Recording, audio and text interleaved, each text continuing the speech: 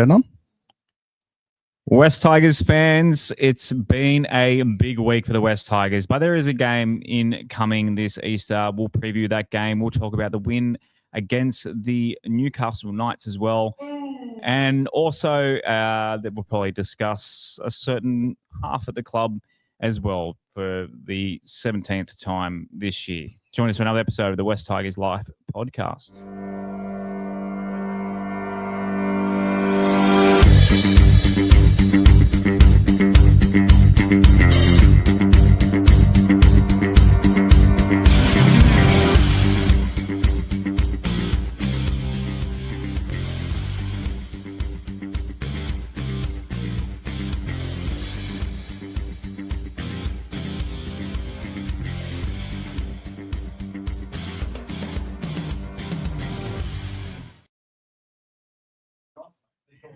Welcome in, West Tigers fans, to another episode of the West Tigers Live podcast. I'm your host, Josh Barnett. Thank you for joining us for the third episode of the West Tigers Live podcast. We're actually sorry to all our YouTube and Facebook guys that are sitting there so patiently. We're a little bit late tonight. Az and I just spoke to a West Tigers. I labelled this player one of the greatest signings in West Tigers history. I stand by it. She humbly, may not have agreed with it, but I stand by that. We'll get to that in a moment. Give us a follow at West Tigers Life on YouTube. YouTube after a tumultuous week. Tumultuous? Yeah. Right? Yeah, tumultuous week for the West Tigers. Our numbers are popping up. So I'm aiming for 2005 on the YouTube streams. I think we're pushing towards the 1700s. The TikTok's going off. So West Tigers at West Tigers Life on TikTok, X, Instagram. The Instagram, we've had a lot of haters, a lot of love, so much happening. Our notifications have been between that, the Discord. Join us, patreon.com/WestLife. Our phone batteries are on overload this week. Our emotions, we're underslept, but at the end of the day, Rob Bashara, we love the West Tigers. We certainly love the West Tigers. Good evening, boys. Good evening, everyone out there. How about that game that we won against Newcastle 2 weeks ago? Oh, yeah, I remember that. You remember that one? Yeah. That's how it feels. Yeah, the phone's been going crazy, like whether it's phone calls, texts, the Discord's going mad. I can't believe how many podcasts and articles there are about Mr. Lachlan Galvin and the West Tigers. Everyone's definitely taking advantage of the whole situation and getting a lot of clicks over it. Just real quickly, guys, I just want to give a shout out to my cousin, Zach Bashara, who plays for the Harold Matts Balmain team.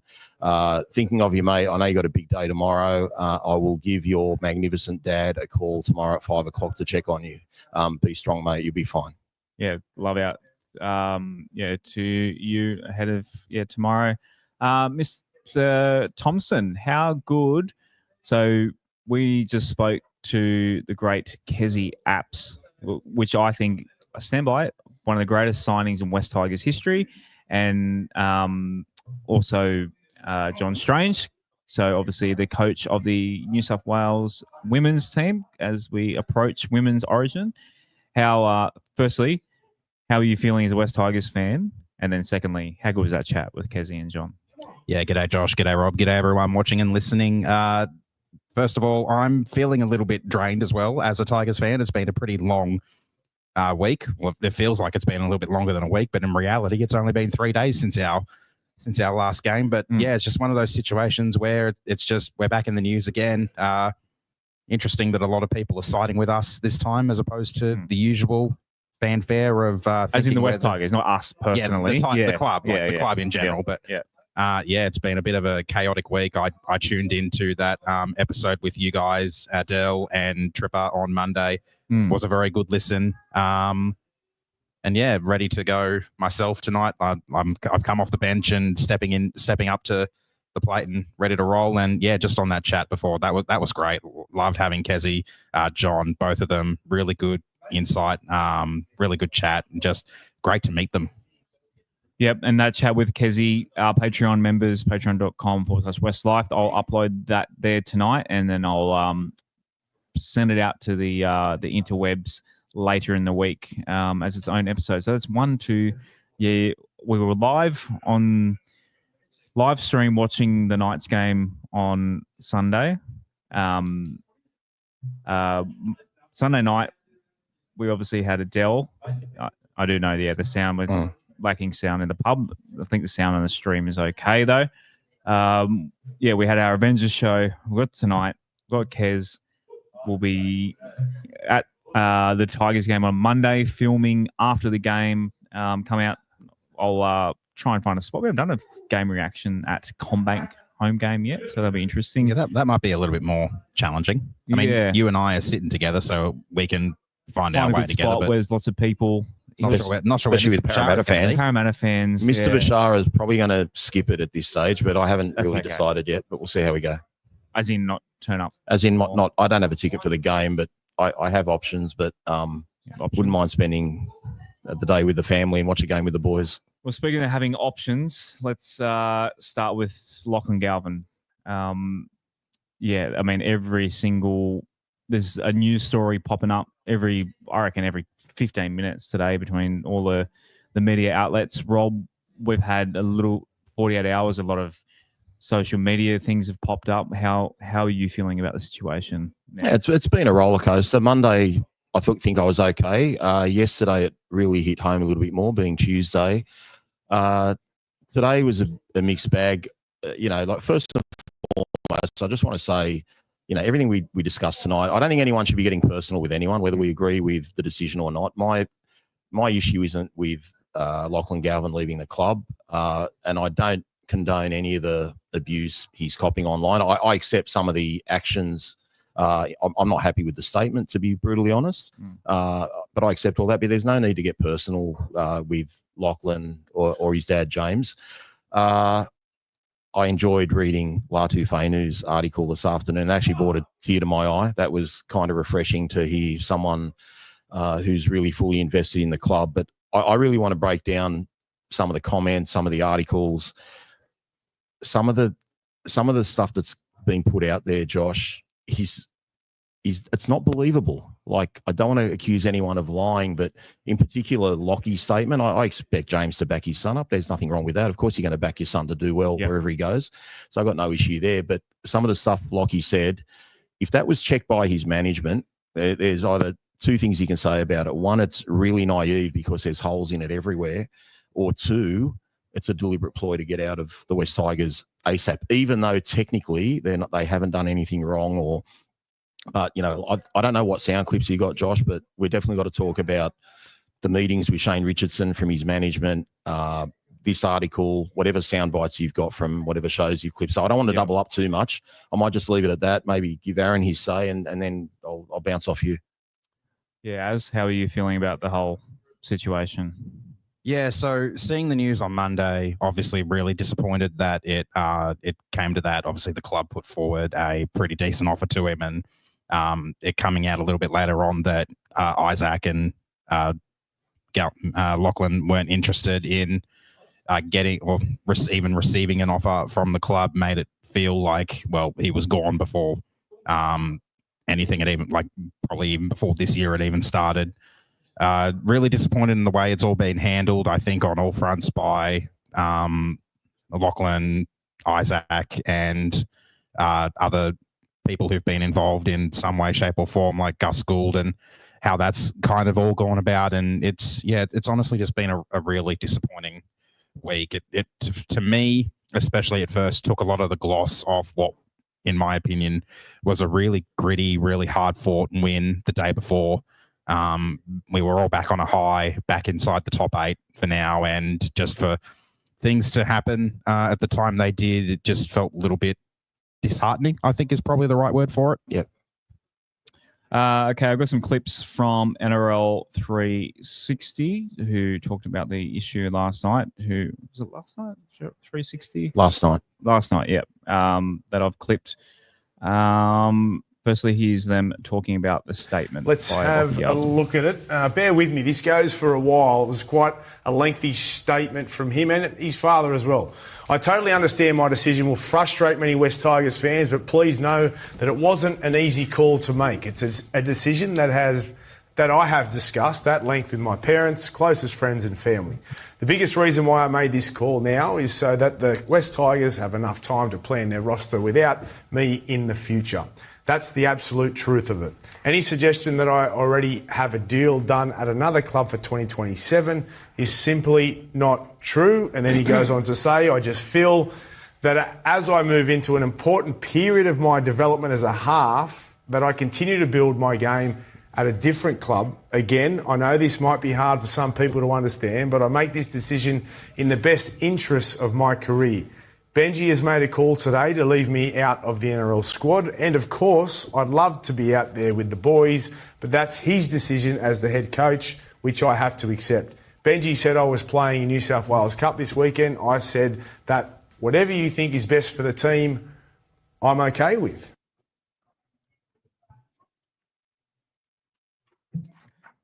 Okay, so yeah, Braithen Astor doing a bit of reading there, but yeah, the statement from Lachlan Galvin, Rob, you've already touched on it, but yeah, it's how truthful do you think it is?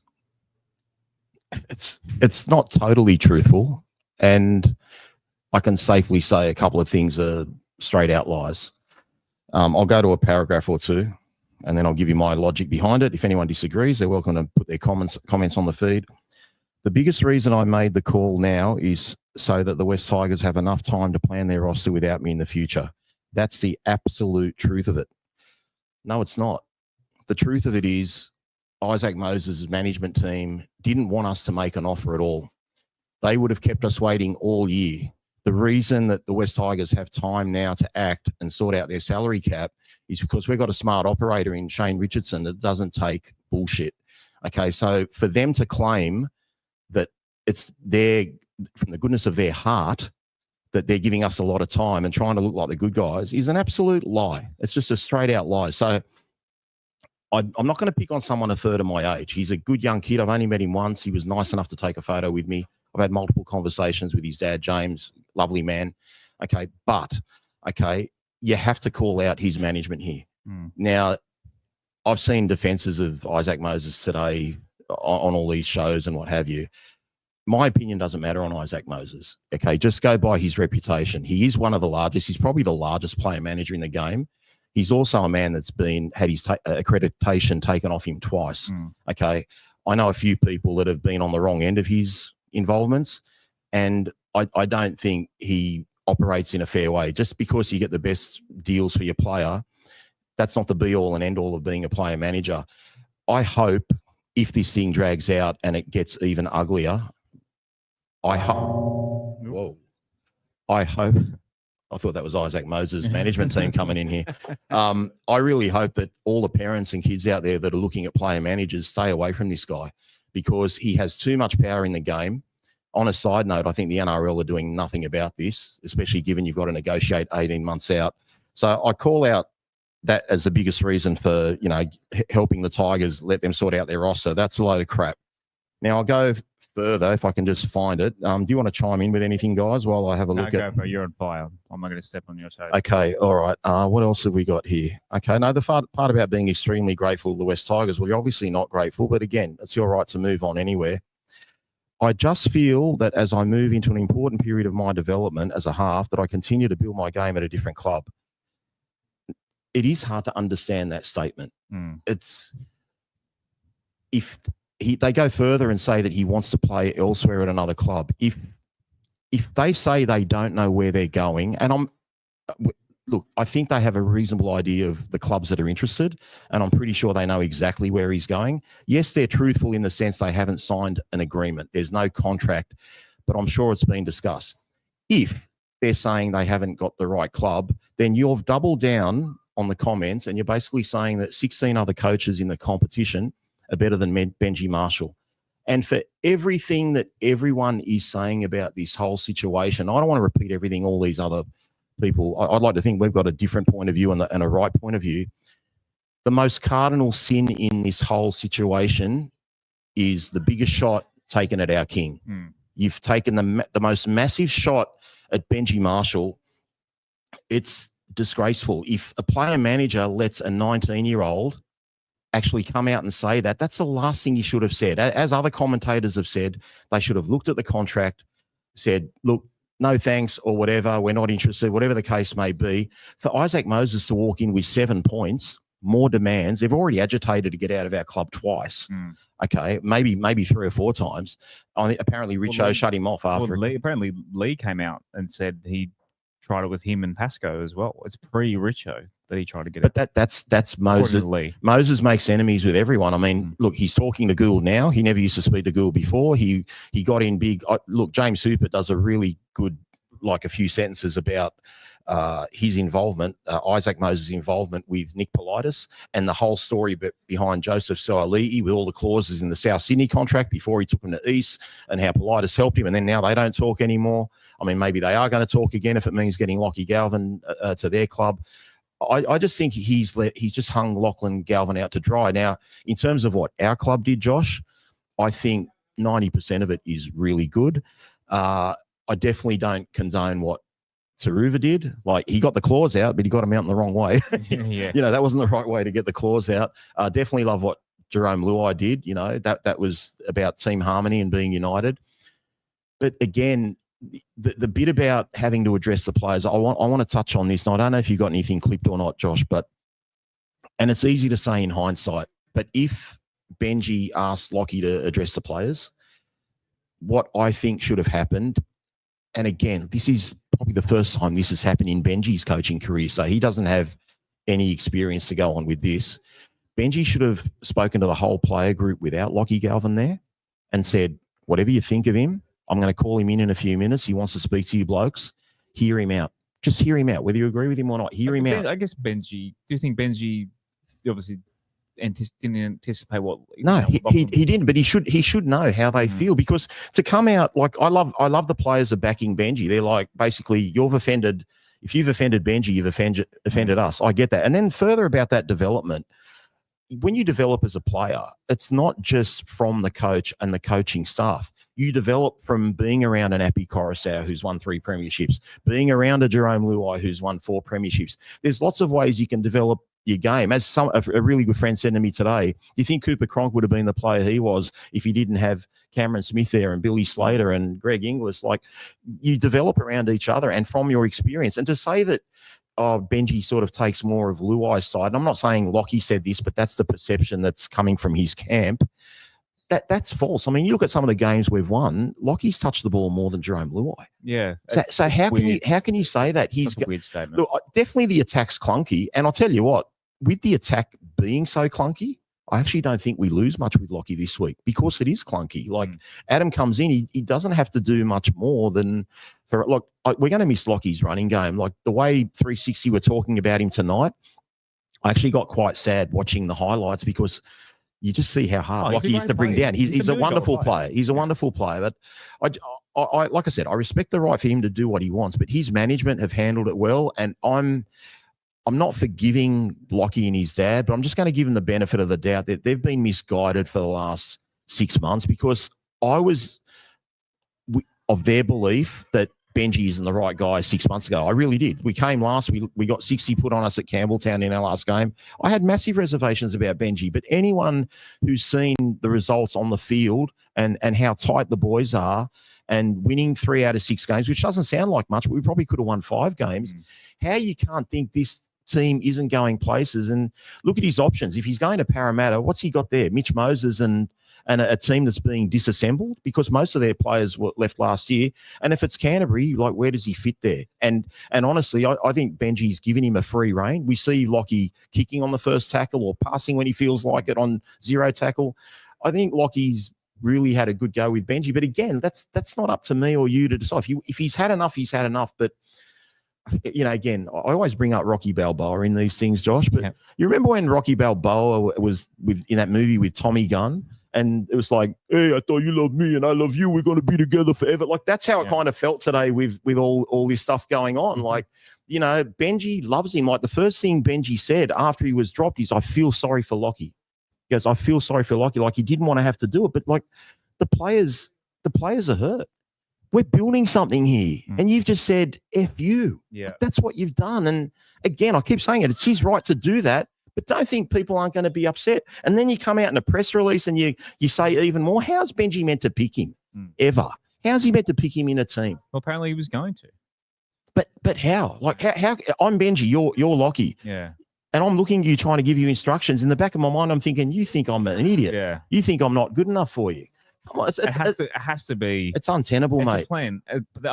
I think Isaac wanted it to be untenable. It is untenable, but the difference is we don't have Justin Pascoe as CEO. We have Shane Richardson. Shane Richardson, look, if I was Shane Richardson, again, I don't need to give Shane Richardson advice. You can't negotiate till November the 1st, okay? If I was Shane Richardson, I'd give him permission to negotiate right now, 2027, right now.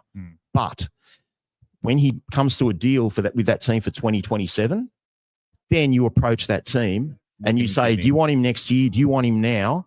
What can you give me in return? Yeah. Which player can I take from you that if you want him next year, do you want your star player to be here for another 2 years? Which Richard may be doing. I'm sure he will be doing it, but like, do you want if I'm, for example, say it's Parramatta or Canterbury, Lockie's right now on 350 this year, 450 next year. If he can start earning $1 million a year and the club he's going to doesn't want to offer a piece to get him over straight away, then that's not a good look on that club that's courting Lockie as well.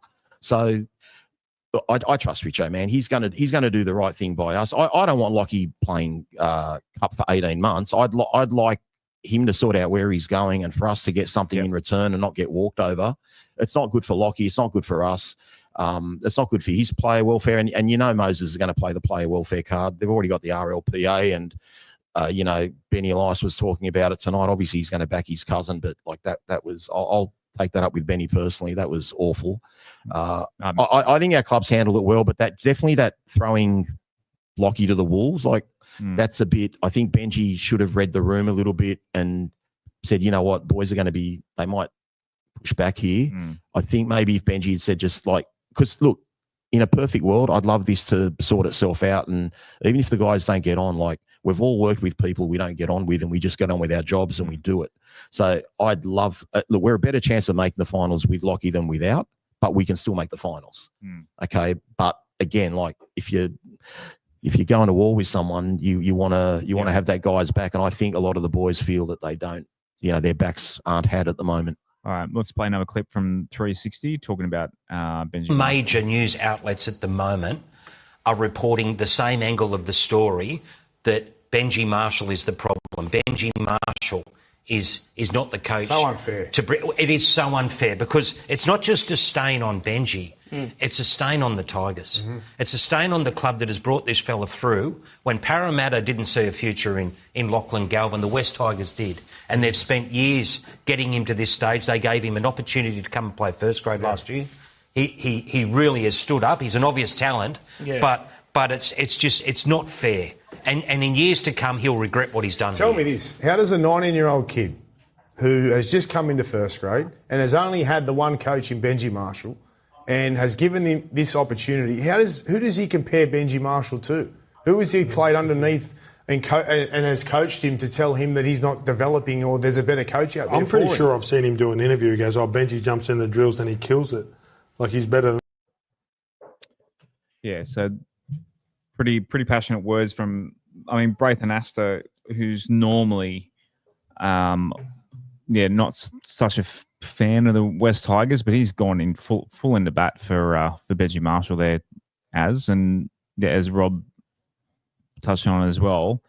It just doesn't make sense, all this, what he's saying about Benji not being able to develop him as a player. Yeah, I've seen a lot of that in the media over the last couple of days, and I completely understand the players' perspective of why they don't want to play alongside Lachlan anymore, given if it's true that Lachlan and Isaac have been blatantly disrespecting Benji as a coach and saying he's got all these shortcomings and stuff like that. And in reality, Benji's the coach who's signed all these other players to the team, like not the Appies, not the 12s, not the Deweys, but the more recent signings like the Luais and the Mays and the Hunts and Taruva Bird, yeah, all those guys as well. They've all been signed by Benji, so he's in essence disrespecting the players signed by Benji because he's disrespecting Benji as a coach. And I get where the players are coming from in that regard. And it does feel actually, honestly, rather refreshing to hear Braith going into bat for Benji. But yeah, like I just wish it had all been handled a little bit differently or a lot differently. It's just Josh, Anasta said something, I think it was tonight or last night. He said his management team could have gone in, looked at the deal and said, look, guys, thank you for the offer, but, we're not interested. They could have made any excuse up in the world other than saying that Lockie's development is what the issue is here. And I back Richo here because if the management team went in, I'm assuming it was Isaac Moses because it was a big situation. If he's gone in with 7 points, they were going to leave. Like, he was agitating to leave, whether it was or not. If this had been done differently, I'm going to another club, I'm going for money, I'm going whatever. And let's face it, he's going to get a big deal wherever he goes, even if it's a heavily back-ended deal. He could still play for the rest of the year. He could still play next year. But you can't tell me that Isaac Moses and his team did not know that it wasn't going to pan out like this. And like I say, I'm giving the Galvins a little bit of benefit of the doubt, but I'd like to think that they're not gullible enough to believe that this was just going to be, no one's going to give a damn. We're leaving, we're the Galvins and Lockie's going to be in first grade next year. I think that's just such a naive attitude to think that it wasn't going to rock the club. And what bothers me more, guys, like every West Tigers fan, is we're getting some momentum. Like on and off the field, we're getting some momentum. Yeah. We're getting belief. I said to you guys on this show this year, I said, if we really believe Lachie Galvin's the future, we've got to offer him a contract like he is the future. We've done all that. We've done our due diligence. We've done ourselves, everything. We can't be blamed for this. And now the media wants to turn today because of one player's, social media thing, which was meant to be private, by the way. It wasn't meant to get out. Yeah, it was meant to be a story. It was kind of leaked. The boys will get over it, but I applaud Richo for coming out with it on Monday, Josh, because we've got a game on next Monday. So he knew we were going to have a full 6 days in between. The meeting was last week. Yeah. I knew this before the Knights game. Yeah, but I don't think Benji knew till like after the game. I could be wrong, but definitely Richo knew what was going on. But, wise decision not to break it before the game, because there could have been a revolt. We might have lost. It's just a really ugly situation. It didn't need to be done like this. The Galvins have got every right to do what they want, but to basically a 27-game first-grade player to tell, arguably the greatest legend of our club, this isn't working. And everyone's talking about Lockie's welfare, which I accept. And Benji's a tough man. I feel sorry for Benji. I don't feel sorry for Lachie. I feel sorry for Benji. Benji's put his heart and soul into this kid. He's the one that gave him the opportunity when everyone was like really questioning it. He's given him the keys on the field. You can see he roams left side, right side. Like I said, 0 tackle pass, first tackle kick, whatever he wants to do. Can you imagine him at Canterbury? He'd be like being shackled. Even if they're winning, he won't be able to do shit at Canterbury. And Parramatta, everyone knows that's Mitch Moses' team. Like Mitch Moses is just, we saw what he did when he wanted to agitate to get out. Yeah, what other team would he have gotten the keys to the Ferrari? Nowhere. Round one last year.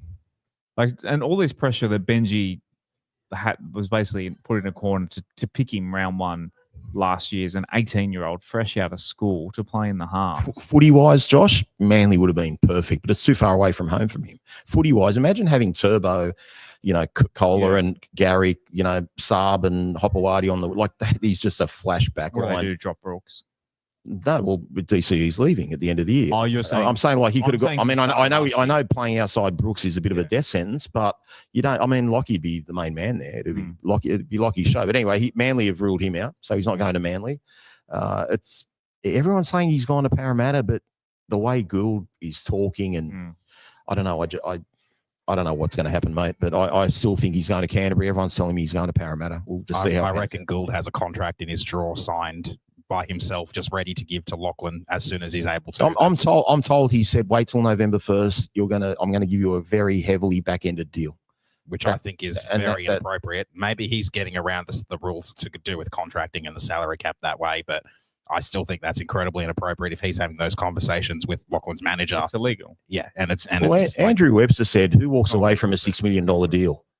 Like, it's not only the 5 years for $5 million, it's upgrading the remaining part of his contract. So it's a $6 million deal. Yeah. And he's walked away from it. So he didn't walk away from it. He didn't look at it. Well, look, I blame Moses for everything, but at the end of the day, it's Lockie and James Galvin's decision, you know, and Lockie's mum. Like, they're the ones that could have told the player manager, like Adele said on Monday night, no, I want to stay at the Tigers. I'm really happy here. And I 100% would have got it if we were 0-6 or 1-5. We've won 3 games away from home. We've lost a couple of close games. We lost to Brisbane 7 tries to 5. It's you know, we lost our halfback like they did during the game. It's not all doom and gloom. We're a good team, mate. We're a really good team. I don't know why he'd want to go back to Para as well. Like, that's a team that said you're not good enough. You can go play the lower grade. The ex that dumped you. Yeah, and like, we had to pay a transfer fee to get him to the club, and now he's wanting to go back there. And now, because he's played first grade and looks pretty damn good in his first season and a bit, that now Parramatta want him. Obviously, they're losing Dylan, so there is a bit of a reason for them to want him there. But had we not played him last year, had we not been under all that pressure to play him last year, he's probably still playing flag this year. Like, their window's gone, mate. Look who they've lost since the grand final in 2022. They've lost, exactly. You know, Gutherson, Sevo. They're going to lose Dylan Brown, Papali'i. They've lost Regan Campbell-Gillard. They lost Reed Marnie a few years ago. Like, it's not a club on the way up; it's a club on the way down. But that's his decision anyway. Like, maybe he's just a Parramatta fan. Maybe he'll be cheering for Parramatta on Monday instead of the West Tigers. They've conceded 203 points, I think it is, in just 6 games. Their for and against is minus 123. Like, they are an absolute shambles at the moment. But the main thing, the whole thing that's why I think Canterbury, by the way. It's the coaching. He wants to play under a coach that's going to develop him. Jason Riles he's his first year as a coach. He's less experienced as an NRL coach than Benji. Come on, Josh. Jason Riles is one of the best halfbacks that ever played the game. And he's not even it can't be a genuine opinion that the only thing is he wants to play under a coach. When you hear about development and this and that, that's why I keep coming back to Canterbury, guys. I just feel like who would be able to manipulate the father and son and manager? Well, his former this way, and his former school teachers there, and I think one of his best mates is in the juniors, coming through the juniors there as well. So I think it's Canterbury. I hope look, I don't care wherever he goes. It's not the Tigers. Yeah, it's not the Tigers. Really that's the thing. Either. So it's sad. But wherever he goes, we'll boo him. We move on. We move on. Like Latu, I love the fact that Jerome's going to have the 6 this week. We'll talk about that later. Latu's, pledged his allegiance to the club, and I said it on Monday night, Josh. I told you, Adam Dewey's stocks went up as soon as this happened. This is like a perfect storm for Adam. Whether we keep Adam or not, Adam's going to want to prove that I can be a good 6 or 7. And he loves the Tigers. Like, and he could be a really big piece for us, whether he's a starting half or a backup half, and he can fill centre, fill fullback. He covers so many positions, and he's passionate. He's on a minimum contract right now, so he's going to need an upgrade. I think it's perfect for Adam. So Adam's got every reason to play well, and we free up Jerome a bit. We free up him and man, is he going to be so amped on Monday. I just hope we don't play our game, and run out of steam in the second half. That's my big concern, because we're going to be so emotional come kickoff. And especially imagine it comes out that Lockie is going to Parramatta when we're playing Parramatta. It's like, give him a jersey, get Dylan Brown out of the team. Yeah. Let Lockie play for them.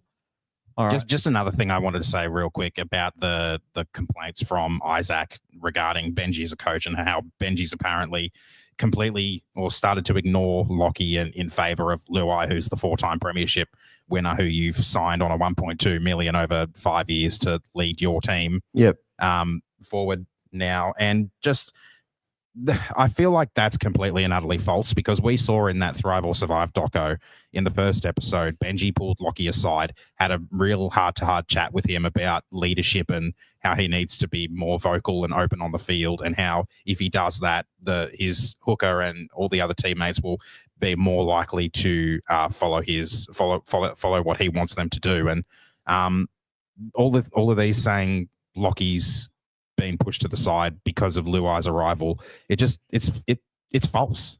If you saw 360 tonight, did you see his? I didn't see it tonight. Okay, well, his try. You'll remember this anyway. His try that was in the background when he scored, from the Adam kick or whatever, and you see Luai like hugging him and slapping him and hugging him again like 2 or 3 times. That's not a guy that doesn't like you. Like, everyone thinking that, some of the Polynesian players in our team are trying to push him aside. If there's a sense of entitlement, it's coming from Lockie. I think it's pretty clear to see who's team first and who isn't. And that is a big red flag. Yep. All right, we'll squeeze this orange as much as we can, so we move on. I don't know. What do you got to talk about? Next up, I'll promote the game review with Adele. So there was one 3 episodes ago. The review that broke down the Knights, the win over the Knights. So check it out on YouTube and your podcast pipes. As well as the Avengers one that we did with that tripper came. Pulled over on the side of the road, and that Avengers ones has got, I think, YouTube's videos 3,500. It's crazy how many people have watched that. As the kids say, absolutely viral. Yep. Which is good. And then Adele Monday night to break down this game. Hopefully a West Tigers win. And then join us live, the OG. The next time we'll be here next Wednesday, as well. So join us then. And righto, let's get into, as you mentioned, how long ago does the Knights, the win over the big win over the Knights, forgotten about it, feel? Again, another almost a clean sheet. As the defense of this team, the resolve, so annoying that they scored in the final minute off the back of, I feel like the referee was trying to get him over the line, but that's just my biased opinion. But what an effort from these boys. Yeah, it was another really gritty performance, and I think that's kind of been the calling card of our team this year. Is they're hanging in there, they're sticking in the grind. I wish we capitalised on the Knights' mistakes a little bit more than we were able to, but while their attack has been putrid, their defense has been rock solid, and going into the game, I think they were the 3rd best defensive team, or actually maybe the 2nd best defensive team so far this season. So they've been very hard to score against, but they kept on turning us away. We kept on turning them away. We kept on forcing their mistakes. We kept getting good ball. Like I said, unable to capitalize the way or the amount that I probably would have liked us to, but we hung in there. We kept turning up for each other. We kept trying to put the foot on the throat. Had a couple of chances to put them away with the disallowed try to Talon De Silva. Just by the way, I really enjoyed the Spider-Man try celebration from Talon. That was pretty funny to watch. And then unfortunately, obviously it got disallowed, but What was the Spider-Man? Like the web, the web slinging with the finger. Well, at least he can pull the webs back. That's fine. Yeah, they hadn't quite connected to anything yet, but just the fact that the team, we showed a real determination in defense that we haven't had in previous years. And once again, I think a lot of it comes back to Jerome being in the team. I remember someone saying in the Discord a couple of weeks ago before the Broncos game, how good of a signing Jerome is defensively, mainly because of not the effort or the energy, but I think the communication and just trying to keep the team up and keep the team motivated, and how obviously we did concede a lot of points to the Broncos, but we then, we come out against the Knights, and for 78.5 or 79.5 minutes, basically, they're clean sheeted. And like you said, Jared Sutton did a lot of hard work there in the later stages to try to get the Knights on the board. And eventually, it just tied defense. They eventually cracked us. Benji was disappointed.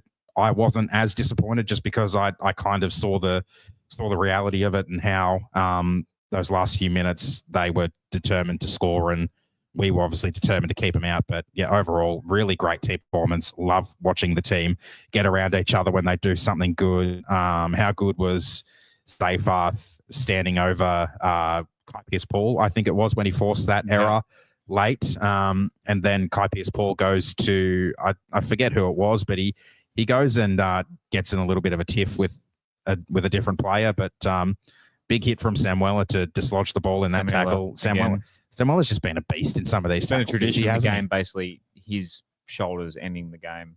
Yeah, he did it in the Dolphins game too, which was what got us on the attack in that game to tie the game and then eventually take the lead and run away with it a little bit. How good are the Fainu brothers? Is just obviously Latu is the future locked in now. It was a predicament, but being taken away from that predicament now.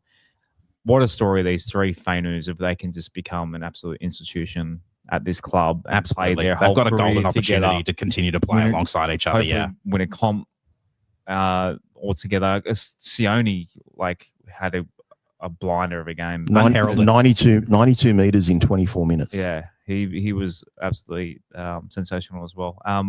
Takeaways from the game, Rob? I don't want to be too repetitive from Sunday night. I just thought the brutality of our defence. I've never seen an opposition team drop so much ball on early tackles in their territory. I think we need to tell Samuel Afenu it's not a boxing match because he keeps looking for that knockout shoulder charge with about 15, 20 minutes to go in every match, whether it's the Dolphins or the Knights or anyone else. Just it was a very Penrith-like win to me. It was ugly, but we just did what we had to do. We just frustrated the other team out of the game. It's exactly what I think Benji wants, and I think with this style, we can build on our attack. But again, now we're going to have new halves. We've got a new left edge this week in Naden and Luke Lauliti.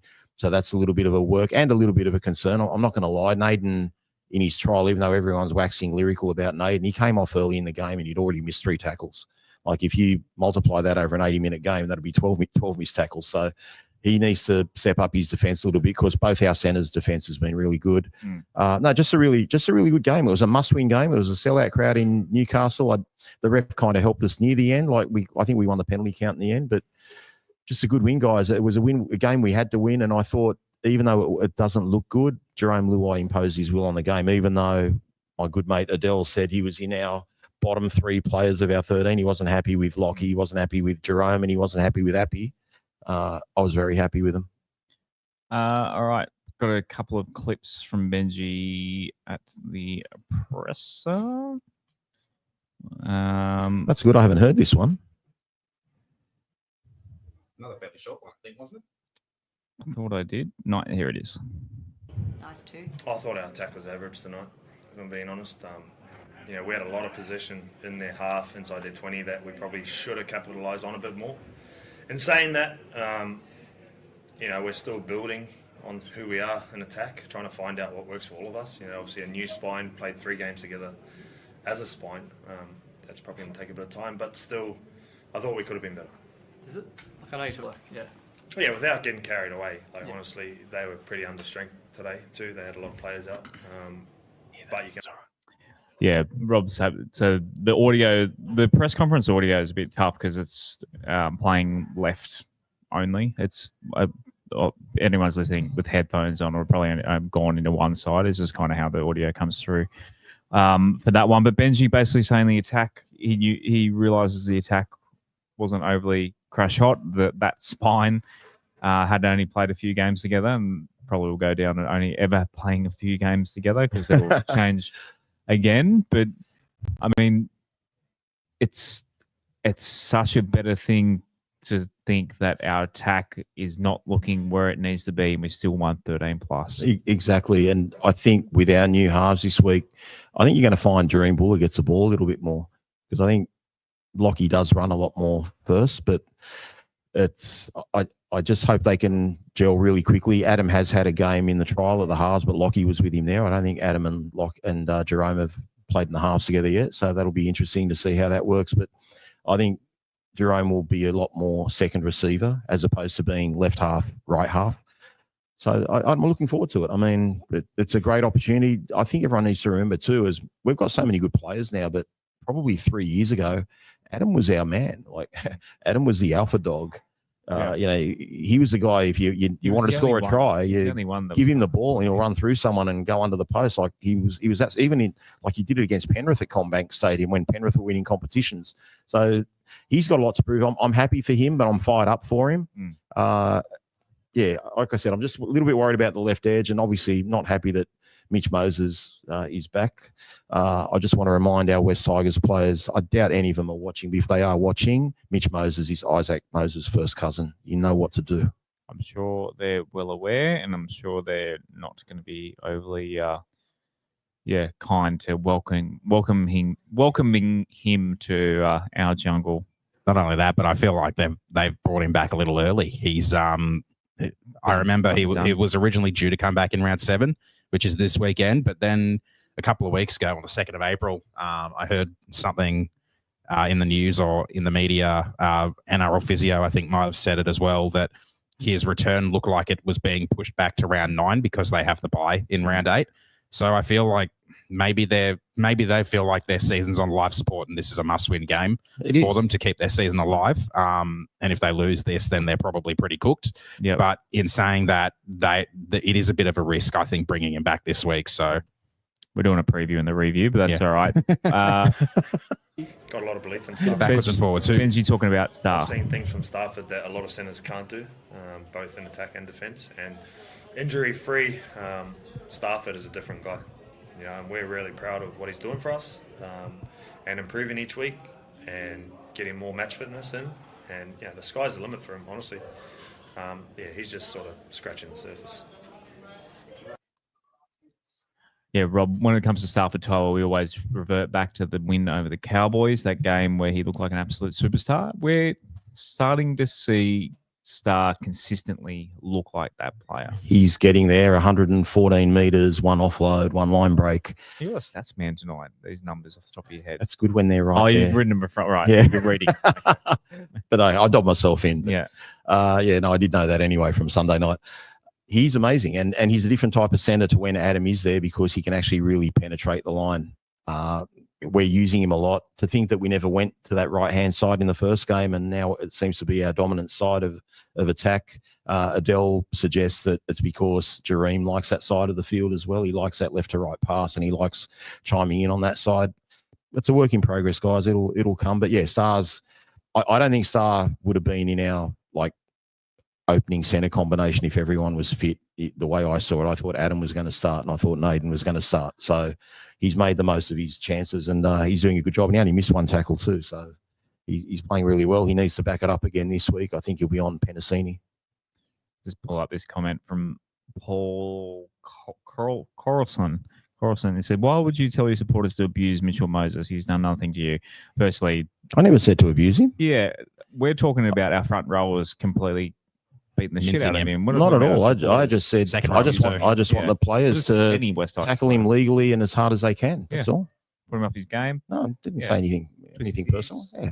Wet Willie, Wedgie. Good to see some Parramatta supporters out there. In response to that, though, he has done something to us, and that was the way he left the club. Not going to get into it that much, but that was an absolute crapshoot too. Yeah. Yeah. He'll always be the enemy, Mitchell Moses. I'm sure he's a lovely guy, but and look, and in hindsight, in that whole situation, maybe a little bit of blame can go on the management of the time. Same management Tigers. Ripped our club apart. Yep. So, and I think Richo's going to make sure that manager doesn't get any more players into our system, and he's just got to make sure now he can sort out something with Jareem Buller, who's under that manager, and young Godinay, who's in our system as well. But I think Jareem isn't really happy with Galvin anyway, so I think Jareem's head's in the right place. But hopefully he's got a new manager by the end of 2027. Where do you think Talon De Silva sits in all this? Because obviously he's really good mates with Lockie, and how do you think he feels about this situation? I don't know. I always thought they wanted to play together. Yeah. Para need a hooker, if it is Para. So I don't know. I think he loves our club. I personally think a lot's going to depend on what Appy does. If Appy can squeeze out another year or two, opportunity. Does Talon want to sit, play off the bench for the next 3 years? That could be an issue. But knowing Appy, he'd probably be the sort of guy to just say, I'm not going to stand in the way of this kid and move on. But you know what? If Talon goes, you got Hayward beneath him. We've got enough talent in the club, guys, and we're not going to let players stand over us. I just hope it's a happy environment at Concord while they're training, and I think the results have shown that it's a really united group, almost a united group. Yeah. It'll just sort itself out. I trust Richo and Benji, and I think Benji's doing a great job. What do you think if Appy extends for a season beyond 2026, but offers to swap roles with Talon and be the bench hooker with Talon starting? Do you think that would encourage Talon to have a conversation? Stay? It might, but I mean, if Appy's playing well, I mean, it just depends how what's the word? What Appy's tires are like. Haywood's 16 now? No, I think he's older than that. He's 18. 18. I think he's 18. Okay, so he's... Well, if you watch him play, mate, he's a Robbie Farah clone. Yeah, he's just so good.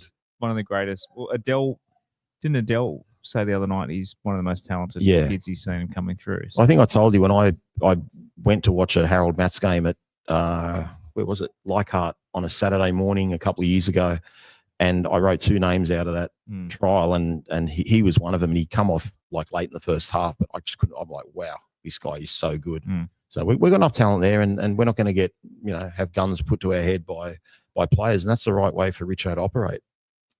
All right, I reckon we can move on to the player ratings. While you're looking for that, and I know I'm jumping ahead of myself, have you guys actually looked at our team this week? Like, I've been so inundated with all this crap. I did. All I knew was, Lockie's out. I just haven't even looked at the team. Like, I know, I figured who was going to be centre and wing, but I actually haven't looked at the bench, looked at the extended bench. I don't know what's going on.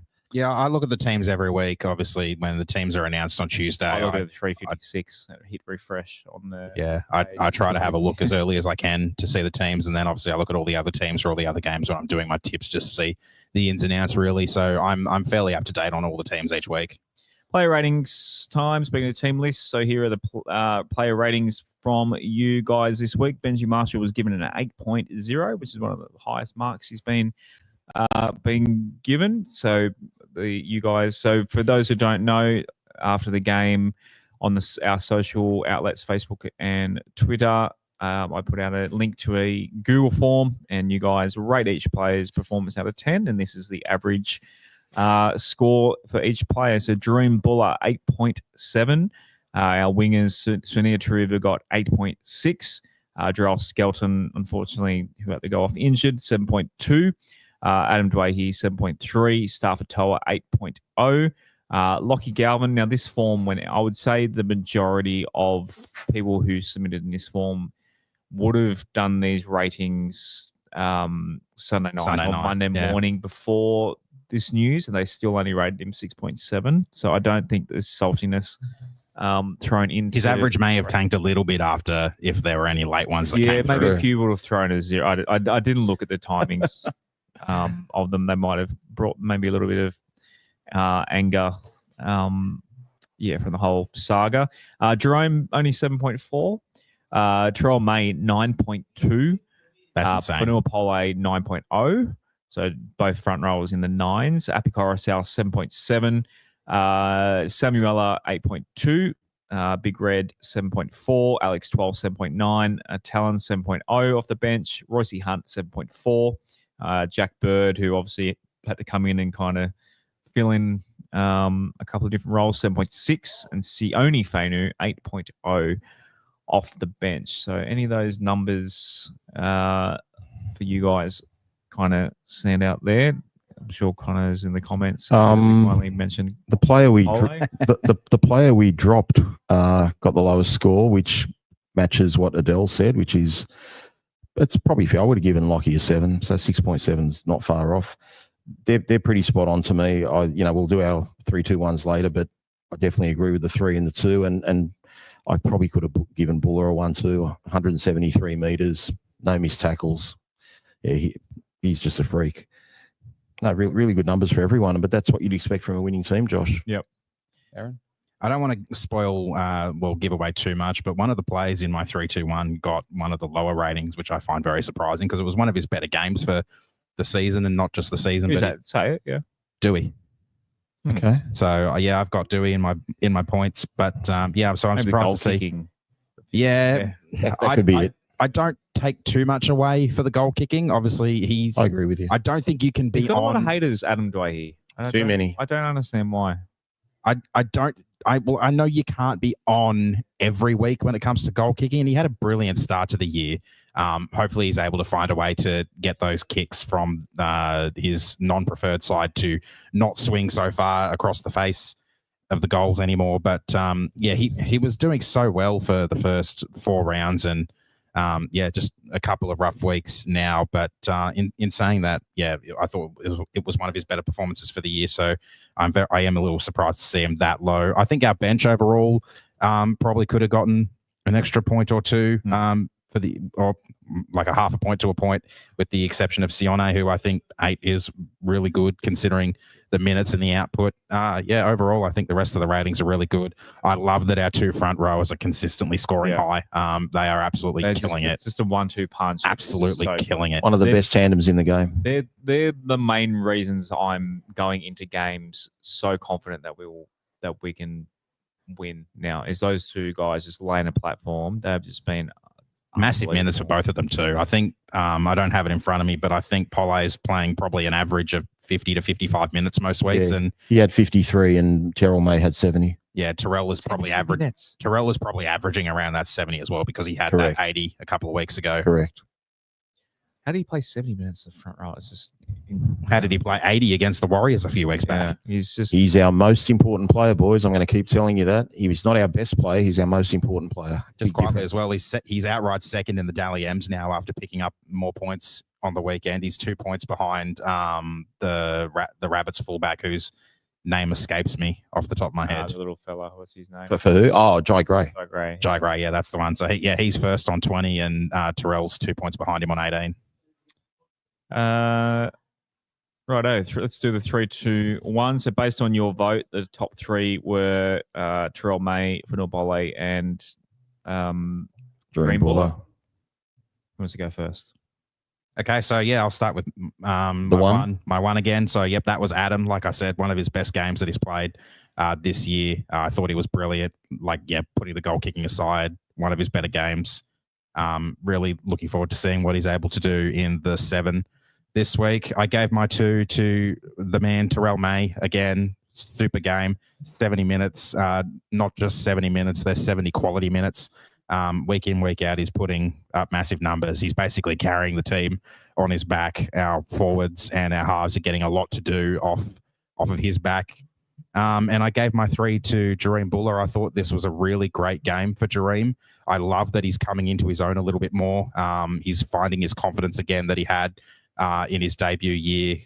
Obviously, we all remember those 2 try-saving tackles he pulled off in 2 consecutive games in that debut season, one in Bathurst, one in Magic Round. Game-winning try-saving tackles, and I feel like he's getting a lot of that confidence back after a bit of a dodgy second year last year. That grubber he put in for himself that he scored off of as well, really great piece of play there. It's not often you catch Ponga not in position, and the fact that he was able to get that through nicely, Ponga didn't get there in time, and he was able to plant it down. Really great work by him. RB? I went for the front row, boys. Contrary to what my dear friend Adele said, I thought Coruscant was fantastic. He got us on the front foot with the forwards. He took off from dummy half early in the game. I just thought he set the tone. It was a dour game, so even though all our backs did really well, like Buller did not do a thing wrong, but it's just about how much could he get involved from fullback. It wasn't that sort of game. So I gave Appy the 1. I don't know, maybe I should just start talking about Bole and May as a tandem, because between them, they nearly nutted out 350 metres. Terrell May only... like a celebrity, you know how you have like celebrity joint names, like Benefer, sort of thing. Like Brangelina. Brangelina, yeah. That's what I was trying to think of. What about the Maypole's pretty famous? The Maypole. The Maypole. The Maypole. That's right. It was there the whole time. It was there the whole time, wasn't it? It's kind of funny though. The Maypole. If you say, like, when you say Fanua Pole's surname Pole, it's like Bole. Bole. Yeah. The A is the May part, so it's like it kind of already has that there. But dance around the Maypole. I like it. So anyway, and look, just on Fanua, like as great as he's been playing, he has missed games where there's 5 tackles missed, 7 tackles missed. It was only 3 tackles missed. And Terrell May, it's going to get to the point now, guys, with Terrell May, and I'll read out his stats: 156 metres, 5 offloads, 31 tackles, none missed. We're taking him for granted. Not all the time, but it's just we're going to be looking at the flash players. So when someone scores 3 tries or has a great game, we should not forget about the work that Terrell May does. Yeah. I just think he's just an amazing purchase for us. We're absolutely blessed to have him. So I gave him the 3, and I reckon I'm going to call it from now, guys. He's going to be our player of the year. He's just got to finish the season and stay healthy. Well, he's way out in front in terms of the 3-2-1 vote. So he's out on 35, Bole on 17, Buller 14. Lockie's probably going to be stuck there on 7. And Star as well, and Skelton and Appy there on 6, and then a few more trailing behind there. But yeah, he's man, it's just that's the thing of the Lachlan Galvin saga is everything else. I mean, we've got a player. We're going back to the beginning of the show, Aaron. Just so you know. No. I'm happy. I'm happy to. I'm happy to. I'm giving them the opposite perspective. Just how good we got an elite player from the Sydney Roosters, like who they were willing to throw away. Yeah, like for some godforsaken reason. Like Clarkey, old mate, on Instagram has been putting up like a power rankings of the best signings. Yeah, and it's like 5 of them are Orange Tigers. Yep, like graphic on that graphic. Terrell sitting at the top. Yeah, like they're playing for the coach. They're playing for the coach. He's happy. He's playing for the coach. He's upped his average of minutes by over 50% on an already good average of 43 or 44 minutes a game for the Roosters. Yeah, he's bought into the place. And once again, Benji's family first mantra brought him to the club. He's bought into that. He's bought into what Benji wants, what Benji's philosophy is as a coach, and what Benji wants for the team. And 27 out of 28 signed West Tigers players are all on Camp Benji. Yep, and so are we. So part of the Google form when you do your ratings, you can leave a little rant. So here are some that we've picked out this week. Cam B said, shows how vital our spine is. It was a bloody scrappy game from both sides, but we showed more resolve when it mattered. Buller is really finding his mojo, and the fact our finishers are doing their thing is outstanding. That's a good point. How good is Truva? Want me some more money on the weekend. Got to give Skelton a break, and hopefully Kit or Naden are ready to go. But Kit was picked this week, wasn't he? Kit's back. Luke. Well, it's Luke this week. Okay. Naden are ready to go. Onwards and upwards. This win should really have shut up the online whingers. It has not. The online whingers, they know who they are. But yeah. The Skelton is vital. 140 metres in just over half of football. He's a great player. Chris said, worst game of the year, but you need to win the ones where the opposition lets you in. 2 lateral, and we needed to sort out last tackle plays. Forwards immense. Polish is, I was going to read that as the Polish are coming. Polish is coming. And if a bit more connected at the back, we will win that 40-0. I think that's one of the more impressive things about the game for us is the fact that we weren't at our best. We were very sloppy and we were very clunky, yet we were still able to put them away, have them 20-0 up for the better part of 80 minutes. Yeah. Steve said the most surprising part of the team is that going to the right is our strike edge for tries. I assumed at the start of the season that the left edge would have been more potent option. Great coaching and tactics on top of bullying defence by our forwards has created a new and refreshed optimism for the club's future. Righto, the winners of the Orange Grove Hotel. Oh, no, I got one more for from Brendan, sorry. The boys executed for 79 minutes in defence, attitude and finding a way to win. I believe they'll get a 0 at full time at some point this season. I can't believe the defensive plays and hits were outstanding. Everyone is turning up for each other. Sutton, to be fair, refed a fair, honest game. We just need to keep building every week. We don't finish top 8 in April. This is just only 6 games into a new team, the spine, and we are 3-3. This is a fantastic start in recent memory. He's got to keep improving every week. It's a marathon, not a sprint for us this season. Righto, thank you for that, Brandon. Who picked Ben?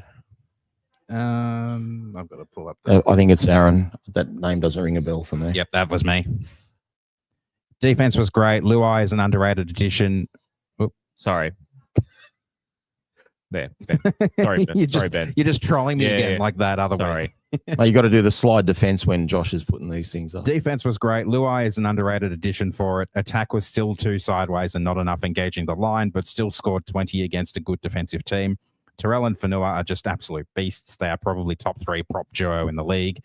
Benji got his game plan spot on. Just need to work on structures.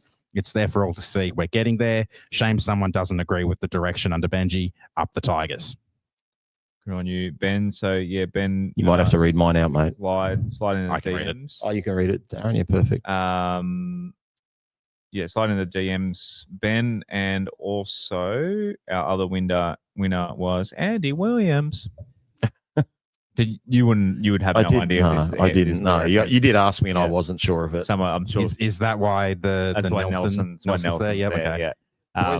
Boys playing for each other. One in all in mentality is what will carry this team to success. Awesome to see how they are there for each other in every play. No act goes without the team getting around the player, good or bad. I think that was appropriate this week. Andy Williams is a singer. I know he's a singer, but I didn't know that. Like, is it a Simpsons reference you got or something? So they're on a road trip, and Andy Williams is playing, and Nelson, the bully, who's normally obviously like, it's a real funny thing because he's the tough bully, but then they go and watch Andy Williams, and he's kind of like, oh, I can't believe there was a bam, second encore. Like it's you had to be there. They're all. Yeah. You don't appreciate good. No, I do. It's hard, like when you're not watching it. It's being described to you. You grow up with and be obsessed with it, like me.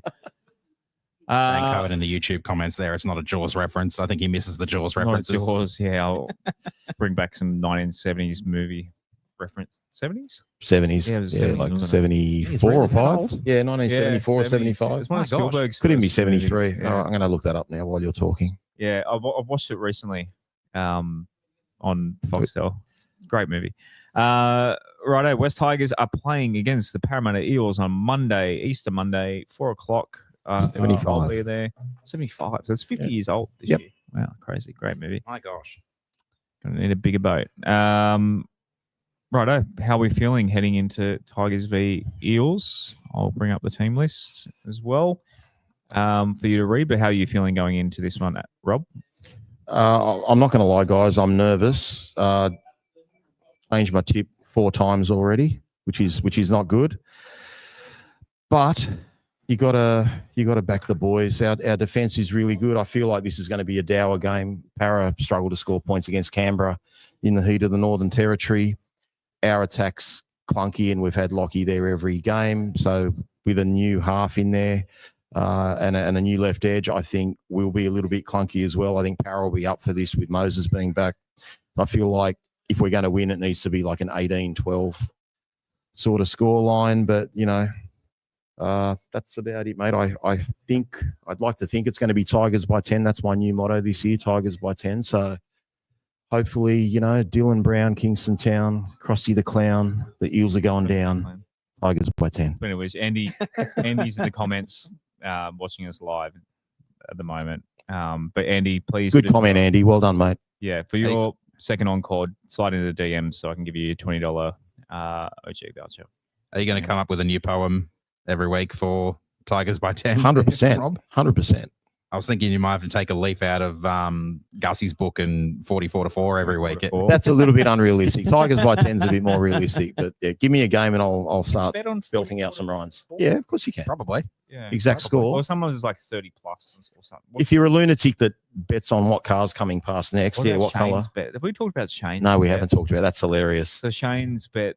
I don't know if we talked about it on the stream or not. So no, we don't have to say who it was with or anything. We just say the numbers. Yeah, I'm sure Shane doesn't care. But he accidentally did. He accidentally put on a bet as you weren't there. So you weren't here. No, I wasn't. So the Storm who did Storm play? New Zealand. New Zealand. He accidentally put on that it'd be at exactly 52 point. So it was Storm minus 12.5. Yeah. It was over 51.5, but under 53.5. Yeah. So and I was absolutely just giving him heaps over it. And lo and behold, with a minute left, there was 52 points. The 79th minute. And they got a repeat set, and New Zealand scored a consolation try. he just dropped his head. It was like $180 off $10, 18-1. Oh, geez. Which doesn't seem enough. That doesn't seem like a lot for an exact. He's locked himself into a total. Yeah. It's it was funny. We had a good chuckle, but he put it on the Rob Stradamus thread just for a bit of a laugh. I don't think anyone got it. But yeah. Right, team list as. All right, so go through our team list first. So fullback is Jareem Buller, Sunia Taruva, and Luke Laulii are on the wings. Brent Naden and Stafford To'a are in the centres. Jerome Luai is our new number 6, and Adam Dewey is our new number 7. Terrell May and Fanua Pole are the front rowers with Api Coruscant at hooker. Samuela Fainu and Alex Seyfarth are the second rowers with Alex Twal at lock. Talon De Silva is Talon De Silva, Royce Hunt, Jack Bird, and Sione Fainu are our bench. 18th man is Tony Sukar. Our reserves are Heath Mason, Kit Laulii, Solomona Fa'atape, and Tristan Hope. All right. How do you feel about this side? Obviously, we've talked about Adam in the halves a fair bit already, but I feel like I think he's very much underrated and people forgetting how good pre-injury, which ironically 2 years ago, Easter Monday. It was Easter Monday that he did that. Taking a drop out. He leapt up to take the drop out. Landed very awkwardly on his knee or on his leg, and down he went. It's more than that. It was in the Madge era, I'm pretty sure. It feels like it was 20. The last one was 2 years ago because he just came back. Was that the Para one though? Yeah, a call on Easter Monday. Yeah, because it was 2 years ago because it was our last time we had a game. I think Brocker was sitting with us for that game. Were you there? Yeah, I was there with you. And I also remember there were those Parramatta supporting women in the row in front of us that were giving me a bit of a hard time and making me feel very uncomfortable and anxious. Worst. Yeah, men, women, children, Parramatta fans. Wait till you do the post-game reactions this week.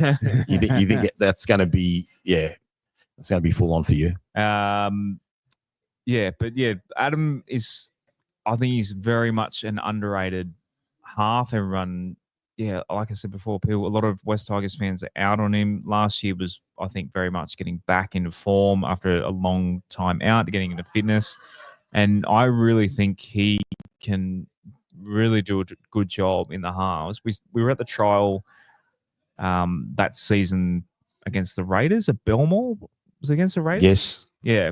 And him and Brandon Wakeham. Brandon Wakeham were looking really good. But man, we're obviously Adam fans on this show, and at the very least, we're a rare breed too, Josh. Hope West Tigers fans aren't death riding him. No. And especially now with Lockie going, Adam Dwayne loves the club. He bleeds for the club. He bleeds for the club. I want him to get it re-signed by the club, but I hate for Adam to go to a different club. I really hope that it works out well, and him and Jerome form a good combination this weekend. And because we're still got, how long we got without Latu?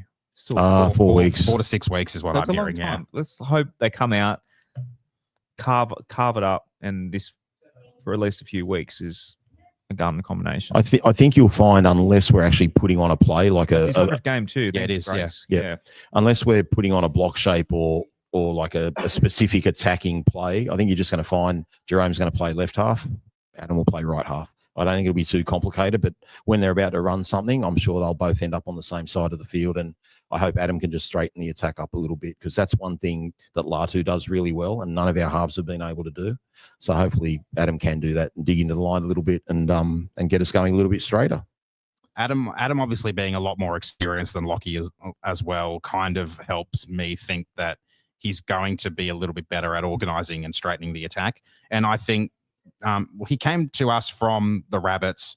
I think he wanted to play in the halves. He either wanted to play in the halves or he wanted to play fullback. And we signed him at fullback on big money. Yeah, and centre was kind of his third choice behind fullback and halves. So he's playing a position he prefers more than in the centres. And like you said, I think all he really needs to do for this game is focus on his strengths, which are his kicking game, because he's got a really solid boot on him. Pass when needed, kick when needed. Don't necessarily run the ball too much. Allow Luai to do that, because that's what Luai was doing the best at Penrith, and that's how he was so damaging for them. If he's able to straighten the attack, focus on his kicking and focus on his passing, he'll put us in a really good position to win the game, because Parramatta's defence, like I said before, they've conceded over 200 points in 6 weeks. They're diabolical. Have you read out the Parramatta? Not yet. Team list? While you're finding that, if you think Adam's going to be excited this week, Jerome Luai wearing his Idols jersey this week, number 6, the Benji Marshall jersey. He's going to be absolutely full of beans. And I mean, he's chomping at the bit every week, but he's just going to be so fired up this week. I can't wait. I wish players would wear the same number every week so I could go out and I could buy. Well, I hope Romy's got the 6 on for the rest of the year. Lock in the 6 so people can go out there and they can get a number 6 jersey with a Luai on it. Make it happen, NRL. Guys. All right. Eels fullback is Isaiah Iongi. Wingers are Josh Adokar and Bailey Simonson. Will Penasini and Sean Russell are in the centres. Dylan Brown and Mitchell Moses are the halves pairing. Jack Williams and Junior Paolo are the front rowers with Riley Smith at hooker. Kelma Tuolangi and Kidioni Kautonga are the second rowers with Jermaine Hopgood at lock. Their bench is Dylan Walker, Luca Moretti, Matt Dury, and Sam Tuivaiti. 18th man is Ryan Madison. Their reserves are Joash Papali'i, Dean Hawkins, Brendan Hands, and Jordan Samarani. All right. Anyone in that side? You said you're nervous, Rob. Who are you nervous about? I'm nervous for the fact that Mitch Moses is back because it frees up Dylan Brown. It frees him up to really concentrate on his running game, gives him a little bit more space. So I'm primarily concerned about him. Most of the other guys, I just think, like we've been grinding out so many wins, we haven't really put any big scores. I think they're going to be up for this game just for the fact that Moses is back. It's the Tigers as well. I know it's the Tigers, but I think but there's a bit of a weakness there. Like Russell at right centre is, that's a weakness. Like I think we can attack their right centre. So hopefully Adam's on his game. We've got a few ex-Tigers in the team, obviously, like with Adokar and the second row pairing of Tuolangi and Kautoga, whatever. Madison as well. Is Madison on the bench? I think he's on 18th man. Okay, there you go. Yeah. He still gets paid. Don't worry, Ryan.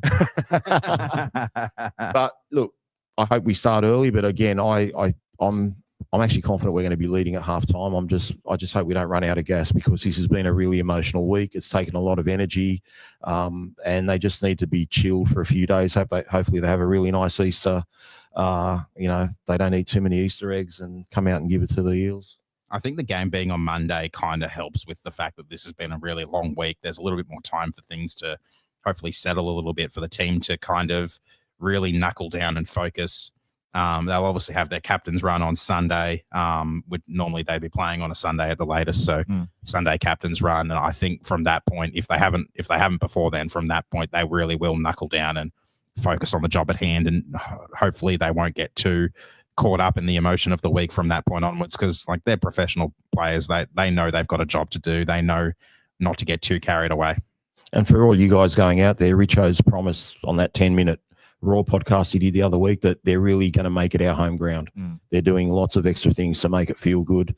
There's plenty of stuff going on within the ground. So I hope everyone gets out there and enjoys it, and forgive me for having one day off with the family. No, I prefer it was at a core. I still think look at the numbers they're probably going to get at a core on Good Friday. They're expecting 70K. They're opening it up level 6 and doing $10 tickets. Yeah, which is amazing. And reciprocal South members getting in for free as well. It's just it would have been a huge crowd there. Like we were there 2 years ago. Yeah. It's just I know people hate a core, but when you can get 50 to 60,000 people at a game, it hits different. And we've had some great Easter games. I think we had about 40K there for the Easter Monday game 2 years ago. Yeah, but I was there 2014. I think we had 50 when Brooksy got that intercept try. That was great. I was there. Great game. Yeah. I was there 2016. That was my first game as a member as well. Pat Richards did like the kick for Teddy. Yeah. Yeah. Yeah. So there's been some great Easter Monday clashes. It's my favorite game of the year, probably, mainly when we win, because I freaking hate Parramatta Eels. Righto, let's get on to our tips for the other games. So Manly are playing against Dragons. I'll bring up the team list here. What's happening here? The West Tigers, yes. Yeah, we used to play. We were the. You're a West Tigers member? You would like to show you? Sure. Oh, we believe you. We believe you. We believe you. You don't have to show us. Got an audience here, Orange Grove. I used to play for the West Tigers. West Tigers, yeah. Then I woke up. Manly Dragons. Very good. Yeah. Team Blue the best. That's right. That's he pointed at me. Better than all the rest. There you go. You do look a bit like Tina Turner. Thank you.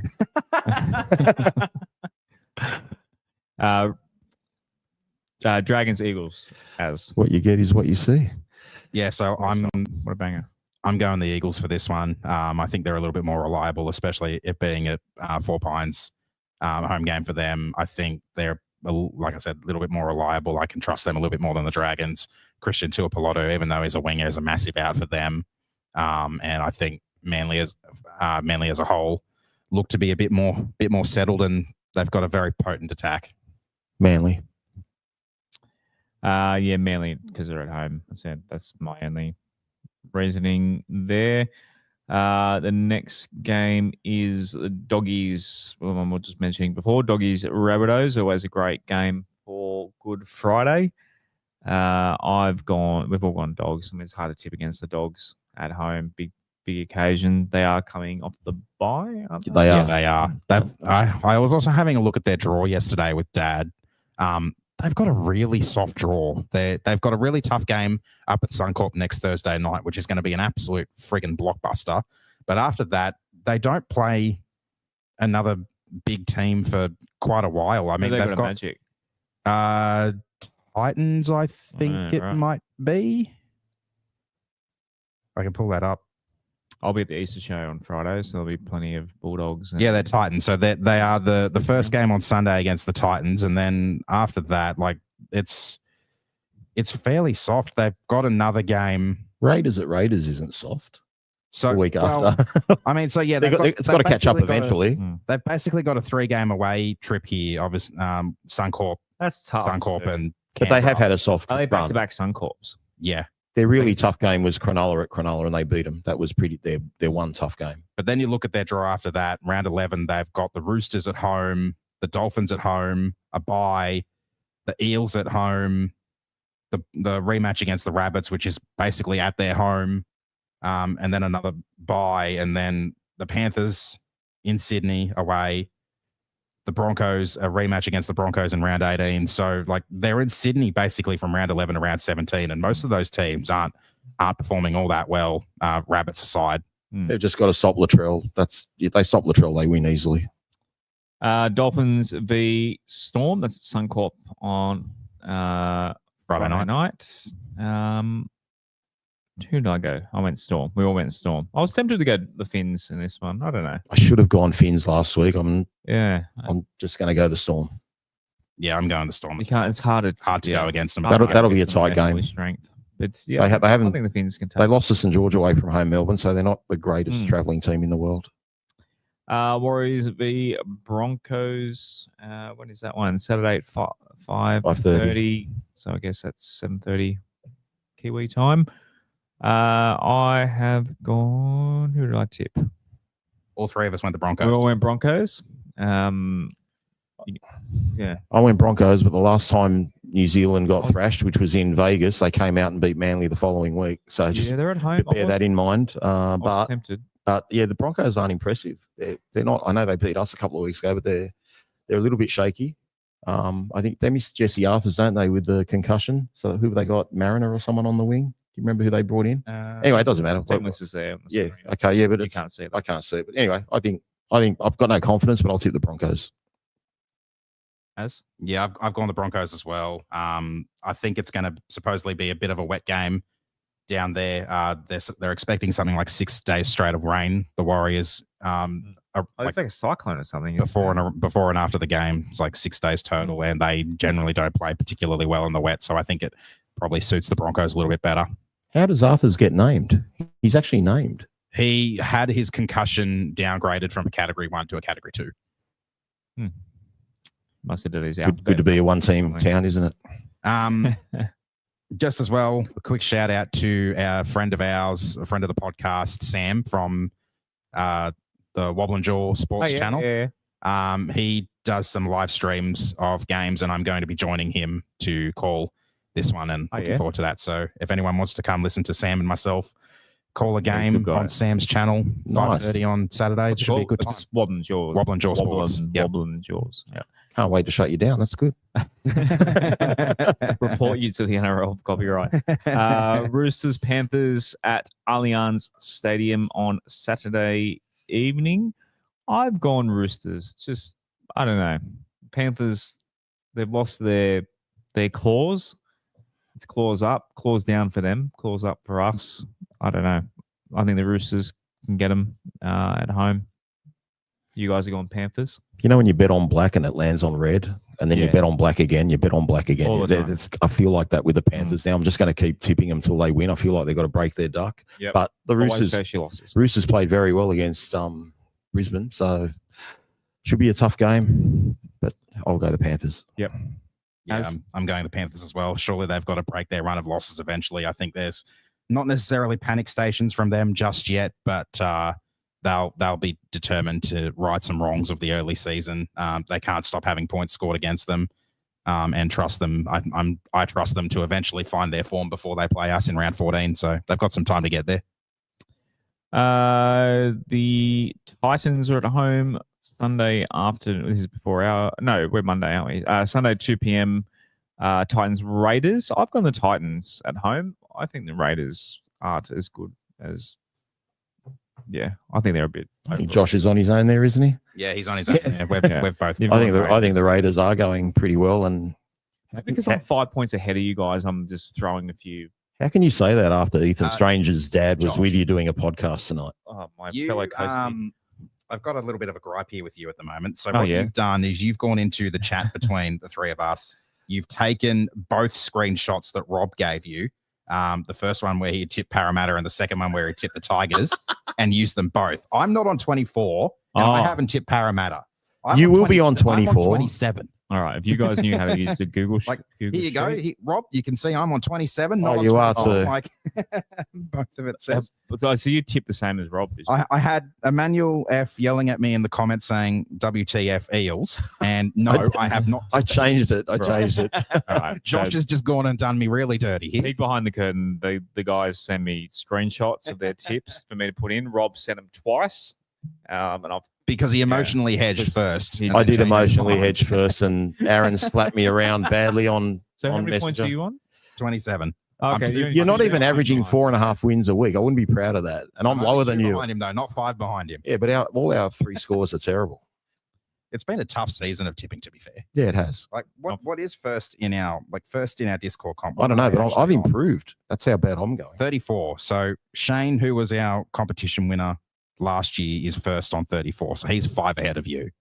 He knows how to pick a score too, Shane. Nearly. Knights v Sharks, 4 p.m. Sunday. What did you say Shane's on? Over 33, under 35? Yep. Okay. Poor Shane. Sharks v Knights. I have gone. Who have I gone? I've gone Sharks, but I don't know. Oh, you have to go Sharks. Yeah, the Knights were pathetic last week, so I think Sharks. Backing up after getting destroyed by the mighty West Tigers, you can't recover from that. I think the Dolphins are in form. Yep. Since we beat them, so yeah, they've won 2 in a row. Maybe. Dolphins, they could potentially go 3 in a row. Might be the slap in the face that teams need. The Cowboys have just gone 3 in a row too after what was a dreadful start to the season for them. True, so there are so many teams that. It's the most even comp in years, I reckon. And it's good. We need to win every winnable game. That's why I think the Warriors game's going to. There's probably going to be, by the end of the season, there's probably going to be a couple of teams that run away with it with maybe like a 4-6 point gap on the rest of the competition at the top of the ladder. But I reckon from 4th or 5th down to 12th or 13th is going to be super close. And the top 8, this could be one of those years where the top 8 is decided on for and against. Yep. And we're looking good in that department. All right. I'm going Tigers. Az has gone Tigers. So are you tied? Have you changed it again? As of Wednesday night, 10:24 p.m. I'm Tigers. We have got a lot of dramas going on in the club at the moment. Yeah. I will see how the next 72 hours at least pans out. I was so confident we were going to win 3 or 4 in a row till all this crap went down. So I just hope. I know we can, but the boys have to overcome it. I'd actually be a little bit more confident if Adam and NATO were, no disrespect to Luke, just 2 experienced guys on the left edge. I think that would have been better, but we just have to go with what we go. We want 17 players that want to be at the West Tigers and do well this year. Love the coach. I was watching the Darwin game the other night, and one of the things I noticed, for the most part, the Raiders were going with the Eels. And it was kind of close for a while before they ran away with it rather late. And as they started to run away with it, one of the things I noticed was the Eels really started to slack off in defense when they thought they had the player wrapped up. The Raiders would get a very late offload out, and Para would completely miss the jump, and the Raiders would just streak through them. And it happened 2 or 3 times fairly late in the game. And I just think if our players are doing the same thing, that's probably one of the best ways we can sniff around in this one, because Iongi is not the same fullback that Gutherson was. Gutherson was a lot more prepared. He was a lot more focused. Iongi missed a fair few tackles in those sort of moments. And I think if our team are doing the same, looking to do a similar thing to what the Raiders did, that's probably one of our best chances we've got to potentially run over the top of Parra in this one, especially if it is close late in the game. He did score a try against us in the trial. He did, I know. Through Naden, Dewey and Talon. That's right. We played him in the trial. Yeah, Talon off the scrum. Lower grades, Magpies got up. They put 40 points on the night. So we won all three grades last weekend. 40-24, 7 tries to the boys in that one up there in Newcastle. It was a triple header at the stadium as well. So we won all 3 on their home deck. Played before. Yeah, they did. Second grade, did they? There you go. 3 for 1. Do we think Galvin will play Cup? I think there'll be a lot of people going to Lidcombe Oval. If he does, there will be. On Monday at 12 o'clock. How far is Lidcombe from... From you? Straight up again. Like from Lidcombe to Parramatta. Oh, it's not in 10 minutes? Depending on traffic. Yeah, straight up onto the M4. I'm not going to go to Lidcombe. I'm just going to focus on trying to get to Combank a little earlier and soak in the game day atmosphere. And in the girls, so both girls teams will play this week in elimination quarterfinals? Semi-finals. Well, semi-final technically is Final 4, isn't it? But there's only 4 teams playing, so... Talking more tennis terms here, but... prelims next week. I guess a prelim. We call it a prelim, don't we, in rugby league? But anyway, the girls in the Tarsha Gale just lost the Bulldogs. That was a top second v third? Yes, it was. Yep. So they went down. So they losing that, they will play at Leichhardt Oval at 11:15 a.m. against the Roosters Indigenous Academy. And then in Lisa Fiaola, they carved up, which was 5v8. 5v8, yep. They carved up the Raiders 32-6, so they get to play on next week against the Sharks, who lost to... Who got smashed by the Dogs. Okay. So, yeah, 9:45 and 11:15 a.m. Get out and support the girls on... What day is it? Saturday. Other grades? There are no other grades. They're all done. Stats, man, what have you got for us this week? So... this didn't read as well as I was hoping it would, but I wanted to have a look at Parramatta's record after they come back from, in the game they play after they come back from Darwin. So after last week, so they played 11 games in Darwin as the home team over the last 12 seasons. Obviously, 2020 didn't happen. So there's 6 wins and 5 losses in their Darwin games. After coming back from Darwin, they are 5 wins and 4 losses with a bye out of obviously 9 appearances, because 10, well, the 10th one would have been the bye and 11th hasn't happened yet because that'll be this week. So hopefully after this week, they are 5-5 in their return game from Darwin. Thank you. What have we got left?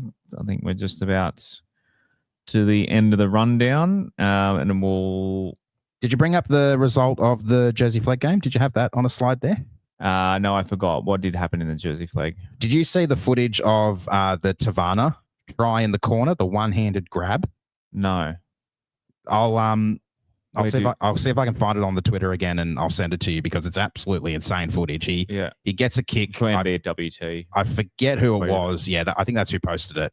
I forget who it was who kicked it, but there's a really high kick up in the air. He's in the corner of the end goal, leaps up, grabs the ball one-handed, brings it into him, puts in his other hand and grounds it on his way down. Odell Beckham Jr. That's incredible. Insane try. Insane try. My mouth was on the floor watching that. I can imagine. Who was it? Sorry? Tino Tavana. For the Tigers? Yeah. Yeah, beautiful. Didn't you just call me Tino Tavana earlier? Tino Tavana. Oh, no, it's Tina Turner. Oh, okay. Yeah. All right. Close.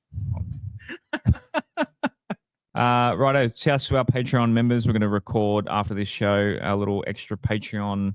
So the Patreons get 6 episodes this So week. this is going to be our 5th podcast with the Patreon Yeah. one, like the live stream, the Yeah. Adele chat, the Avengers, and tonight. And then Kezi. And there's Kezi as well. Kezi. That's 6 for you. My God. Six, the Patreon members are getting 6 episodes from us this week. So Hopefully one of them will end up being good. yeah, well, like you said, one of them's gone viral already. But yeah, thank you to all of our Patreon members. I did make a list of them. There they are. Scrolling on the screen there, patreon.com/WestsLife. We did have someone join this week. The name escapes me. It'll come up on the list soon. But yeah, if you want to support the show, join the Discord has been absolutely firing. As you can imagine, the last, what day is it? Wednesday, last 72 hours. It's been, non-stop. A lot of golf chat. I've made a golf channel with the How Masters. exciting was that Masters? That last day was crazy. So I've heard. Absolutely crazy. Didn't see a minute of it. NBA playoffs happening, so lots of NBA chats as well. NFL draft is coming, I think. So Have the hockey playoffs started yet? I think they're pretty much. I think they're in line with the NBA. I think they start just before the NBA. So go the Avalanche. But apart from that, we'll say goodbye to everyone on the stream, and then interact with our beloved Patreon members who can join us for our bonus off-air chat. But I'll see you on Monday, and be sure to find us outside. I would say Gate B is where we go in usually, so it would probably be somewhere. Is that the Leeds around Club there. side? Yep. Yeah. So aim for around Gate B, I reckon. If we don't get kicked. The same side of the field that the hill is going to be on, basically. So is the hill that side? Yeah. The north side. Correct. Oh, I thought the hill was. I had it in my head. It doesn't matter. Really, I'm sitting in the. Speaking of the hill, if you haven't got tickets for the game yet, and there are tickets for the hill available, I reckon that's going to be a pretty hectic experience. So look into that if you want to go and you haven't got a ticket yet. Yeah, if I was a drunken idiot, if you're a thrill seeker, yeah. I reckon it'd be good fun. I'm looking forward to seeing how it is like during the game. Hopefully it's much looking effective. forward to it. Yeah. Was this therapy for you guys? It was therapy for me. Yeah. Yeah. Yep. Hope everyone out And we there's provide feeling that better. for the fans as well, which is Better than talking nice to of my us. family. The club is disappointed, but we move on. They were the last words of our members' statement. Yep. We're West Tigers fans. We stay strong. We'll speak to Coach Adele Monday night as well, keeping an ear out for that late Monday night, Tuesday morning. But until then, love yous all. Thank you to the hundreds of you. A lot of new names in the chat tonight. So welcome to all our newbies that joined us tonight. Obviously found us over the last 72 hours. So welcome to the family. And as always, go the West Tigers. Thanks for listening to another episode of the West Tigers Life podcast. You can join us every Wednesday night live at 8:30 p.m. from the Orange Grove Hotel. A big thank you to Orange Grove Hotel for their support, as well as iChoice Home Loans. If you want to hear more from the West Tigers Life podcast, go to westtigers.com.au. That'll be our link tree, and you'll find links to all our social media, and you can sign up at our Patreon at patreon.com/WestLife. Join us next time on West Tigers Life.